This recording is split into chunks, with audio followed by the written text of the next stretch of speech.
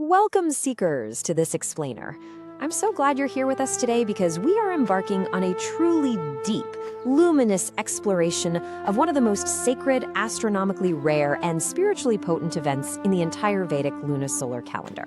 I want you to just take a breath and imagine the sun just rising, its first golden rays illuminating an ancient text. That's the energy we're stepping into right now as we uncover a phenomenon that stands as the absolute pinnacle of spiritual power and karmic redemption. We're going to be exploring Parama Ekadashi. Now, unlike your standard fasting days that faithfully arrive twice a month, this profound day materializes only once every few years. It's incredibly special. So let's dive into this beautiful cosmic rhythm together, shall we? This brings us to a really profound question, one that seekers have asked for millennia. How do we actually synchronize the heavens with our own spiritual journey? It's such a beautiful cosmic mystery. We so often think of time as just a ticking clock on the wall, something entirely separate from us. But the ancient Vedic texts, like the Skanda Purana and the Padma Purana, they reveal time as an active, living, conscious mechanism.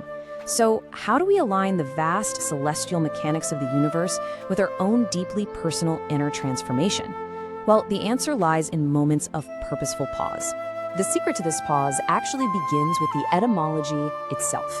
Let's look at the word parama. It's a beautiful Sanskrit word that translates to supreme, highest, or ultimate. And when you combine that with Ekadashi, which means the 11th lunar day, we get the supreme 11th day. The ancient scriptures are very clear here. They tell us that this specific vow surpasses all others. It's not just a fast. It is a highly structured system of spiritual purification specifically designed to destroy all sorrow, completely eradicate poverty, and ultimately grant moksha, which is absolute, total liberation. It truly is the highest peak of spiritual opportunity available to us. Now, to really understand why this day is so incredibly rare, let's zoom out and look at the macro mechanics of time. It's like a giant celestial puzzle. A standard solar year takes about 365 days, 5 hours, 48 minutes, and 46 seconds. But a lunar year, which consists of 12 moon cycles, is only about 354 days long. So if you do the math, this creates a deficit of roughly 11 days every single year. And without a mechanism to correct this, the lunar calendar would rapidly drift away from the solar seasons. Spring festivals would happen in winter, and the harmony of nature and agriculture would be thrown into complete chaos. And here is where the absolute brilliance of ancient Vedic astronomy steps in, with a very specific number, 32. To prevent the heavens and the earth from falling entirely out of sync, these ancient astronomers established a brilliant rule. They would insert an intercalary month roughly every 32 months, 16 days, and 8 gadis.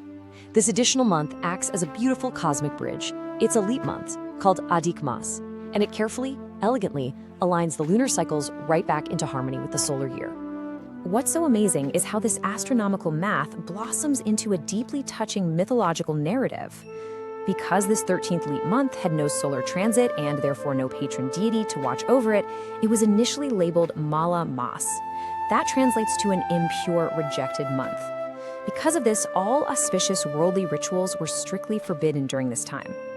The Padma Purana tells us this incredibly moving story of how this personified month actually wept out of sorrow for being rejected by everyone. But, hearing its cries, Lord Vishnu, out of his boundless, infinite compassion, stepped in. He gave the month his own name, Purushottam, the Supreme Being. He decreed that spiritual practices performed during this once rejected time would now yield 1,000 times more fruit. And it is right here, in the dark, waning half of this newly blessed month, that Parama Ekadashi is born.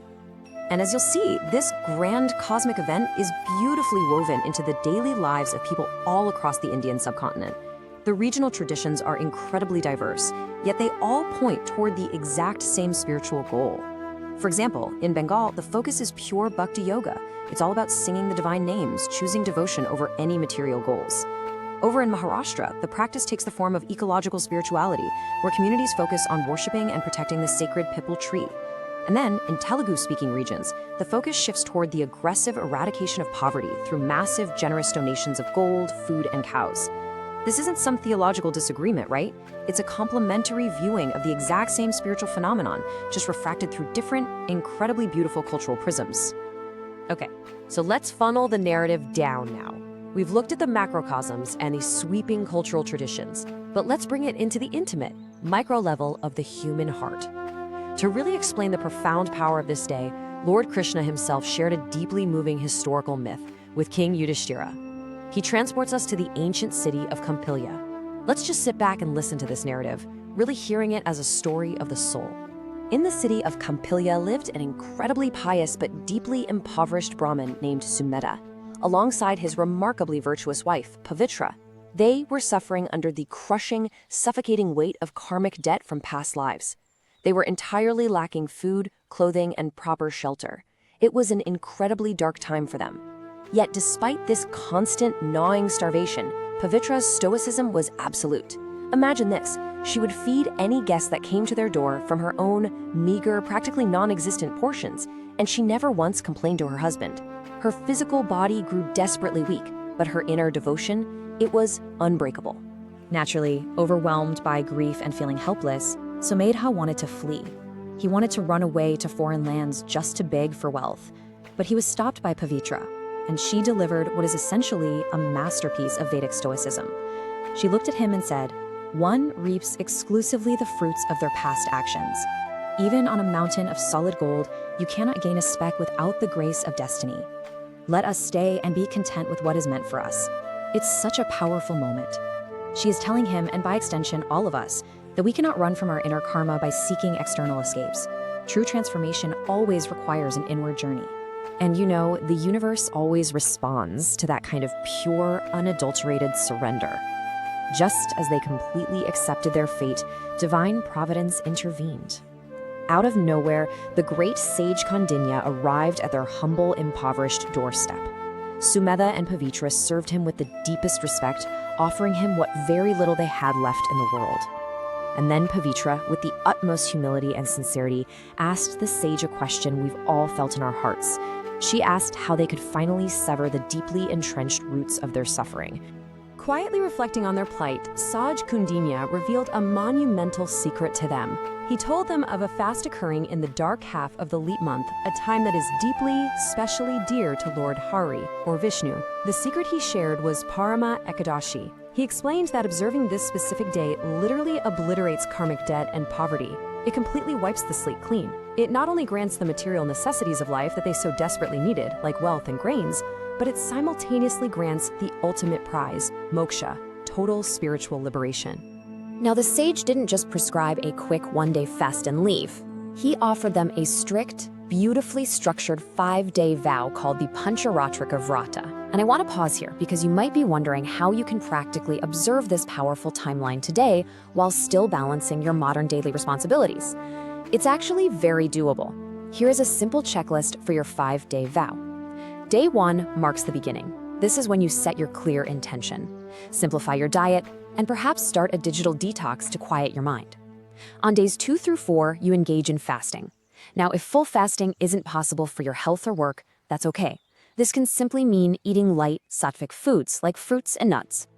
During these middle days, focus on devotional singing, meditation, or just mindful chanting during your daily commute or in your quiet evening hours. Dedicate your daily work as a spiritual offering. Finally, on day 5, the new moon, you conclude the vow with a heart absolutely full of gratitude. This simple checklist transforms 5 regular, busy days into an intensive, life-altering path of inner purification. For Sumedha and Pavitra, the results of taking on this rigorous asceticism were nothing short of miraculous. By faithfully completing the 5-day Pancharatrika Vrata, they systematically cleansed all of their past karmic blockages. According to the text, the shift was immediate. Lord Brahma intervened and sent a royal prince to grant them a Velaban Mukuchu, a magnificent home, fully equipped with immense wealth and an entire village for their ongoing sustenance. They were able to enjoy the beautiful abundance of the material world, and then, upon the end of their lives, their spiritual merit carried them directly to Vaikuntha, the supreme eternal abode. To further validate the extraordinary power of this vow, Lord Krishna didn't just end the story there. He concluded his dialogue with King Yudhishthira by citing ancient historical precedents. He really wanted the king to understand that this wasn't just some isolated myth of one impoverished couple getting lucky. No, this is a universal law of spiritual physics that had rewritten the destinies of legendary, powerful figures long before them. Just consider these fascinating historical precedents Krishna mentions. On one hand, we have Lord Kubera. Before he was ever the divine treasurer and the guardian of heaven's wealth, he underwent severe, testing trials. It was only after strictly fasting on Parama Ekadashi that he was elevated to his grand cosmic position.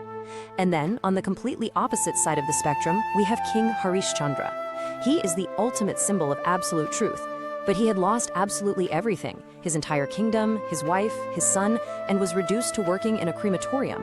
But he completely recovered his lost status and his family purely through the incredible ascetic power generated on Parama Ekadashi. Both of these figures, from wildly different circumstances, achieved complete restoration through the single, supreme discipline. As we bring our explainer to a close today, I want you to just visualize the Ganges River, gently bathed in the early morning sunlight, with beautiful lotuses opening up to the sky. Parama Ekadashi teaches us something so vital. It shows us that the universe literally pauses to give us a chance to reset our karma, to clear our deeply held debts, and to step into absolute spiritual freedom. We spend so much of our lives desperately chasing external escapes, just as Sumeda almost did when things got hard. But true prosperity, it always begins within. So I'm going to leave you with this question to ponder in the silence of your own heart. Are you ready to trade the exhausting pursuit of external wealth for the eternal peace of internal liberation? Thank you so much for exploring this sacred text with me today. Keep seeking, keep learning, and I'll see you next time. Welcome back to our explainer. Go ahead and settle in, take a deep breath, and prepare your mind. Today, we're diving straight into part 2 of our deep exploration into the ancient rules and the immense cosmic weight of Parama Ekadashi. If you joined us for part 1, you already know we're dealing with a spiritual phenomenon of incredible power. Well, now we're going even deeper. We're moving away from the historical origins and stepping right into the very mechanics of cosmic emancipation. Our journey today is going to move naturally from the micro to the macro.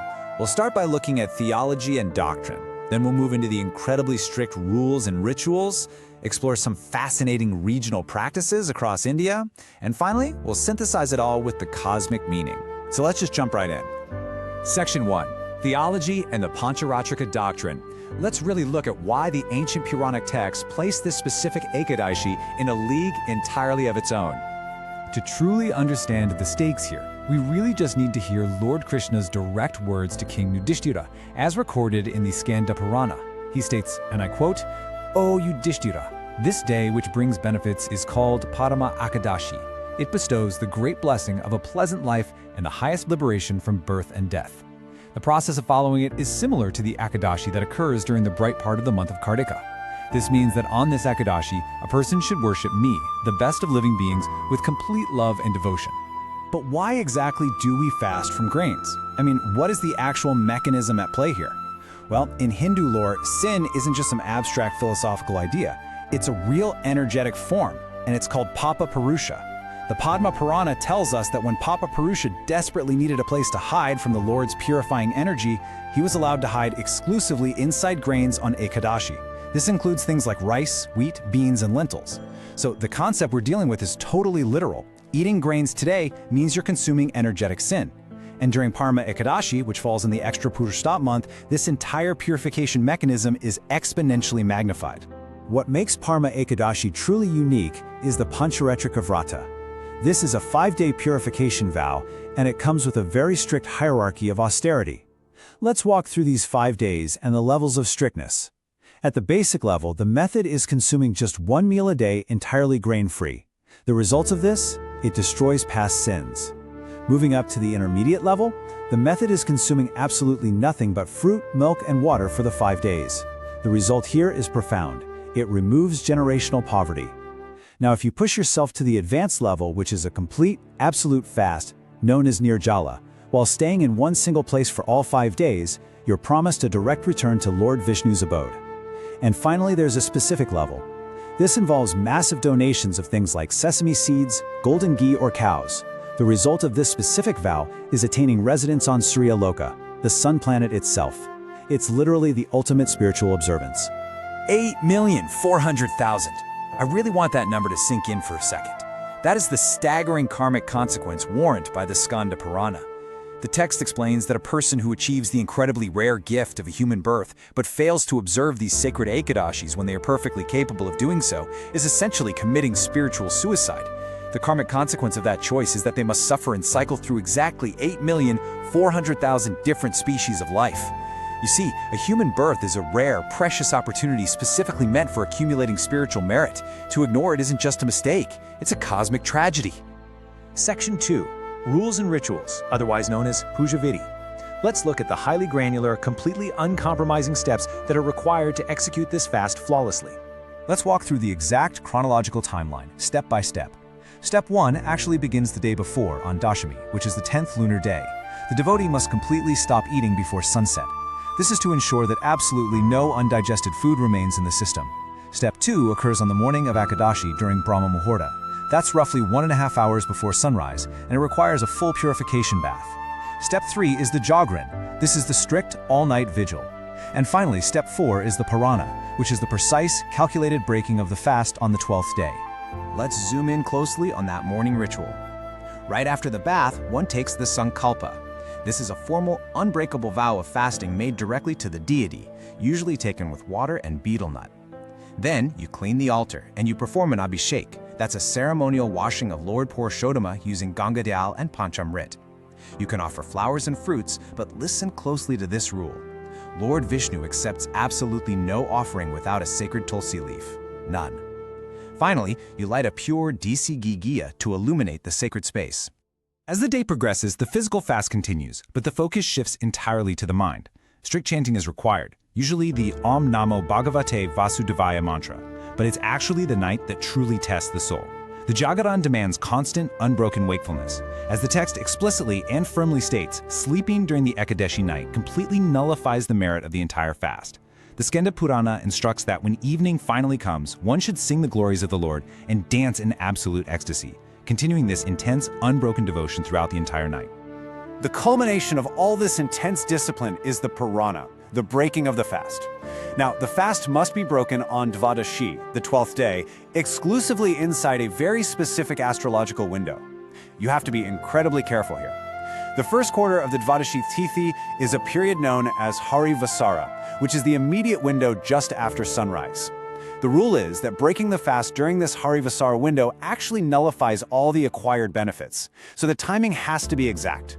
And when it is finally broken, it must be broken by reciting a very specific prayer. O Pundarikaksha, O lotus-eyed Lord, I will now eat, please give me shelter. Section 3. Regional Practices. Let's zoom out from the strict individual rules and take a journey across the incredibly diverse traditions of the Indian subcontinent. These traditions adapt so beautifully based on the region and the local language. Let's look at the northern and western devotion. In the Hindi-speaking regions of the north, the focus is heavily text-based. It centers around reciting the dialogue between Krishna and Yudhishthira and donating sacred books. But as we move west to Gujarat, within the Gujarati tradition, it becomes all about community protection through massive charitable donations, which is known locally as Dawn. And then so wonderfully, in Maharashtra, the Marathi practice highlights deep ecological spirituality. Women will reverently circle the sacred peepal tree exactly 7 times with cotton thread, recognizing that the divine dwells profoundly within nature itself. Continuing our journey to southern and eastern devotion. Down in Andhra Pradesh, the Telugu tradition aggressively targets the removal of generational poverty through monumental donations of gold, land, and cows. Over in Kerala, the Malayalam tradition focuses on universal harmony. Their rituals actually mandate the feeding of animals and birds alongside lighting beautiful lamps. And then, there is the absolutely incredible Odia tradition over in Odisha. Get this, inside the Jagannath temple in Puri, eating the Lord's Mahaprasad on Ekadashi is actually not considered a sin. It's a gorgeous, subversive reminder that absolute divine love and grace transcend even the strictest cosmic rules. Section 4. Cosmic Meaning and Conclusion. Let's slow down for a moment and really unpack the heavy macrocosmic implications of everything we've just explored today. When you get down to it, this fast serves as a form of ancient psychotherapy for the impoverished and the suffering. It teaches us that conscious renunciation is the ultimate equalizer. Think about it. Material accumulation requires worldly status. It's completely bound by earthly determinism and past karmic debts. But conscious renunciation? That is accessible to everyone, equally. Through the severe, disciplined asceticism of Parama Ekadashi, even the poorest individual can engage in a radical act of self-denial that generates massive karmic currency. We're talking more currency than if they were to donate literal tons of physical gold. It proves once and for all that radical self-denial, not material wealth, is the ultimate lever of power in the universe. The true, lasting wealth of humanity is found purely in the conscious, disciplined renunciation of matter. Because fasting fundamentally harmonizes the macrocosm of the planets with the microcosm of the human soul. Every single bite of grain that is refused today, every syllable of the Mahamantra chanted in the dark of the night, every lamp lit beneath a tree, and every sacred text donated, these are not just isolated acts of personal liberation. They function as massive collective vibrations that echo outward, actively and powerfully purifying the subtle body of human civilization itself. And so, to anchor the end of this profound spiritual journey, we return once more to the majestic words of Lord Krishna in the Skanda Purana. He says, King Yudhishthira did exactly as Sri Krishna instructed him, and so did all his brothers and their wives. After enjoying pleasures rarely attainable in the material world, they returned home, back to Godhead. Whoever, after a proper bath, follows the fast on these 2 Ekadashis of the extra months, goes to heaven and eventually attains the abode of Sri Vishnu. I'm going to leave you with this final thought to ponder. In an era completely obsessed with material accumulation and endless consumption, what kind of immense cosmic power could we unlock if we collectively embrace the ancient, radical art of conscious renunciation? Thank you so much for joining us on this explainer. We'll see you next time.